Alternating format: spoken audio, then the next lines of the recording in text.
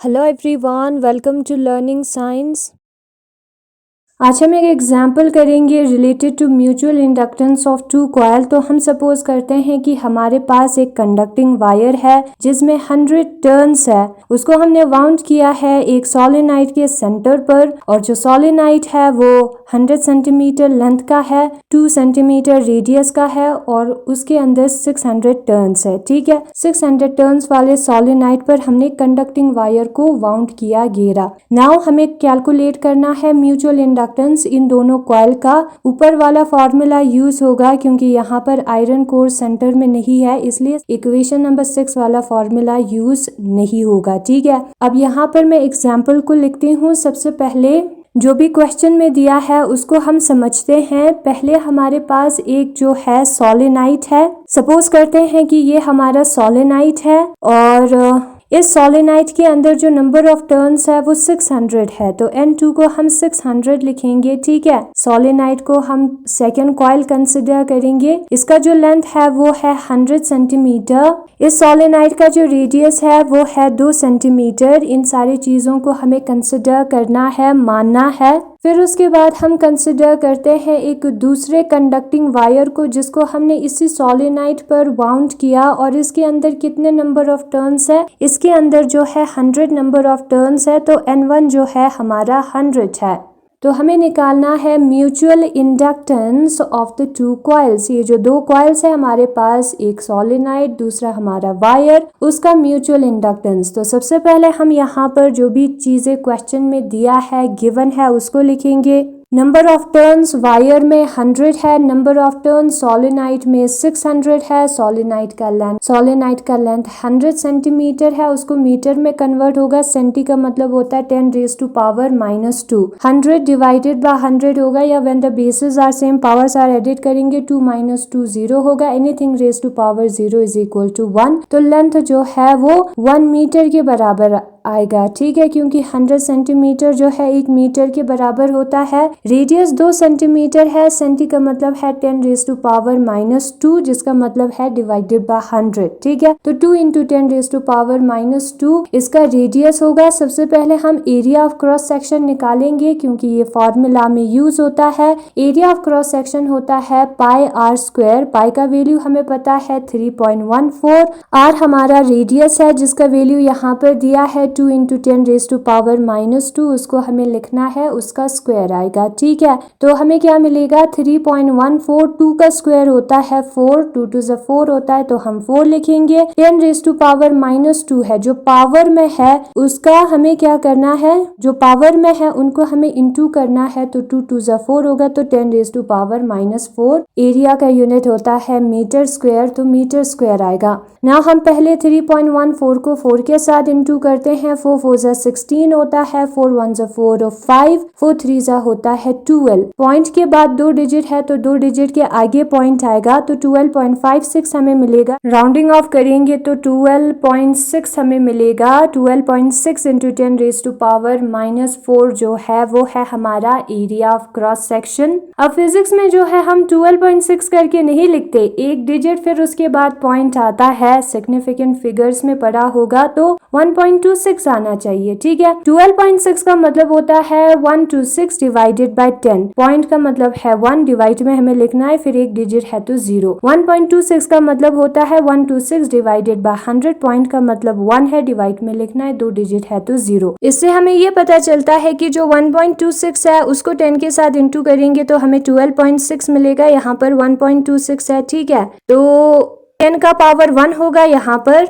When the bases are same, powers are added करेंगे, 1 - 4 -3 आएगा। तो ये है हमारा एरिया ऑफ क्रॉस सेक्शन जो कि है 1.26 × 10 raise to power -3 metre square. ना हम म्यूचुअल इंडक्टेंस का फॉर्मूला यूज करेंगे। जो म्यूचुअल इंडक्टेंस है जिसको हम m के साथ डिनोट करते हैं वो बराबर होता है μ0 N1 N2 area divided by LK। μ0 का वैल्यू होता है 4 पाई × 10 रेज टू पावर -7। ये एक कांस्टेंट है। ठीक है, तो उसको हम लिखेंगे। N1 का वैल्यू जो है 100 है, N2 का वैल्यू जो है 600 है, क्वेश्चन में दिया है। एरिया का वैल्यू हमने अभी निकाला था 1.26 into 10 raise to power -3। Length का भी वैल्यू क्वेश्चन में दिया है, जिसको जब हम मीटर में कन्वर्ट करते हैं तो 1 आता है, तो डिवाइडेड बाय 1 आएगा। ठीक है, तो सबसे पहले हम 4 पाई और 1.26 को साथ में लिखेंगे क्योंकि ये 10 के पावर्स नहीं है। ठीक है, तो उसको हम साथ में लिखेंगे। फिर उसके बाद हम 10 लिखेंगे। ठीक है, -7 आएगा सबसे पहले। फिर 100 का मतलब होता है 10 का स्क्वायर, तो +2 हम लिख सकते हैं। 600 का मतलब भी होता है 6 इंटू 100, तो +2 हम पावर में लिख सकते हैं, 10 का स्क्वायर है। ठीक है, फिर 10 रेज टू पावर -3 को हम डायरेक्ट -3 करके लिखेंगे। When the bases are same powers are added किया है। -7 -3 जब हम करेंगे 7 8 9 10 -10 आएगा। प्लस वालों को एक साथ सॉल्व करते हैं तो +4 आएगा। 2 + 2 4 आता है। ठीक है, फिर 4 पाई इंटू 1.26 इंटू 6, फिर 10 रेज टू पावर -10 + 4 जो है वो माइनस होता है, -6 आएगा। ठीक है, फिर 1.26 को हम 6 के साथ इंटू करते हैं। 6 6 36 होगा, 3 चला जाएगा कैरी, 6 2 12, 13 14 15, 1 चला जाएगा कैरी, 6 1 6 7, तो हमें मिलेगा 7.56। तो 4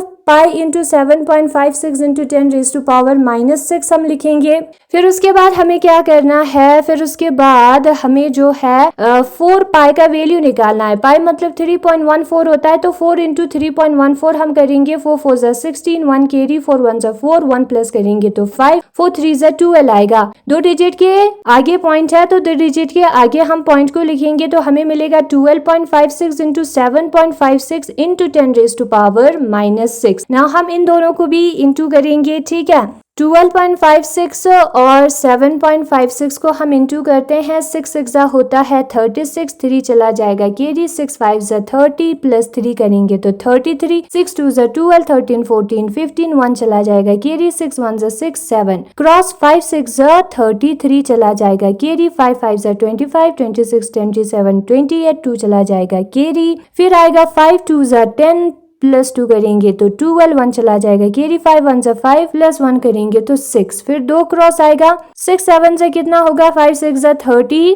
ठीक है, 6 5 30, 6 6 36, 6 7 42 होता है, 4 चला जाएगा कैरी, 5 7 होता है 5 5 25, 6 35 7 35, 36 37 30 39 आएगा, 3 चला जाएगा कैरी, 7 2 14 15 16 17 आएगा, 1 चला जाएगा कैरी, 7 1 7, 1 प्लस करेंगे तो 8। ठीक है, फिर उसके बाद 6 यहाँ पर 3 8 9 10 11 12 13, यहाँ पर आएगा 13, तो हम लिखेंगे 13 को, 1 चला जाएगा कैरी, 3 को लिखेंगे 15 आता है, 14 15 क्योंकि नीचे 2 है। ठीक है, तो 1 चला जाएगा कैरी, फिर इनको प्लस करेंगे तो 19 आता है, इनको प्लस करेंगे तो 14 और 8 और 1 को प्लस करेंगे तो 9 आता है। ठीक है, पॉइंट के बाद 4 डिजिट है टोटल, दोनों नंबर्स में हमें देखना है, तो 4 डिजिट के आगे हमारा पॉइंट आएगा, तो हमारा आंसर होगा 94.9536। 94.95 में लिख देती हूँ। ठीक है,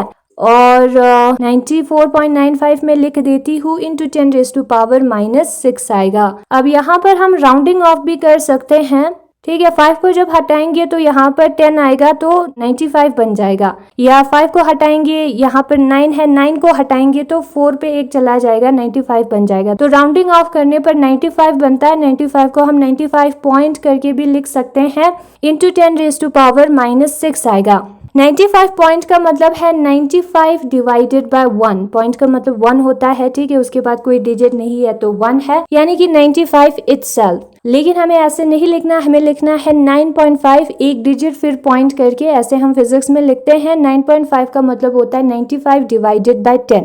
अगर हमें ऊपर डिवाइडेड बाय 10 लिखना है तो 10 से इंटू और मल्टीप्लाई दोनों करना होगा, तो इससे हमें ये पता चला कि जब हम 9.5 को 10 से इंटू करते हैं तब 95 आता है। तो इसको हम ऐसे लिख सकते हैं, 95 पॉइंट की जगह पर 9.5 इंटू 10। फिर उसके बाद when the basis are same powers are added करेंगे, 1 6 -5 आता है, तो हमारा आंसर है 9.5 into 10 raise to power -5 henry. ये बुक में दिया है। ठीक है, अगर आप को डाउट हो कि 9.5 into 10 raise to power -5 henry कैसे आया, तो ये ऐसे आता है, ठीक है। हमें तो डायरेक्ट आंसर मिल गया 95 इंटू 10⁻⁻⁶। 95 पॉइंट कहे या 95 कहे दोनों सेम है, ठीक है। 10⁻⁻⁶ का मतलब होता है माइक्रो, यानी कि 95 माइक्रो हेनरी, जो कि बुक में बाद में निकाला है वो हम डायरेक्टली लिख सकते हैं। तो सोल्यूशन यहाँ पर दिया है, n1 का वैल्यू n2 का वैल्यू क्वेश्चन में दिया है उसको हम लिखेंगे, लेंथ का वैल्यू भी क्वेश्चन में दिया है उसको हम लिखेंगे, सेंटीमीटर को मीटर में कन्वर्ट करना है, सेंटी का मतलब होता है 10⁻⁻², यानी कि 1 डिवाइडेड बाय 10 का स्क्वायर, जिसका मतलब होता है 1 डिवाइडेड बाय 100। उसी तरीके से जो रेडियस है 2 सेंटीमीटर है, मीटर में कन्वर्ट करना है। एरिया ऑफ क्रॉस सेक्शन का फॉर्मूला है πr², क्योंकि सर्कुलर शेप का है,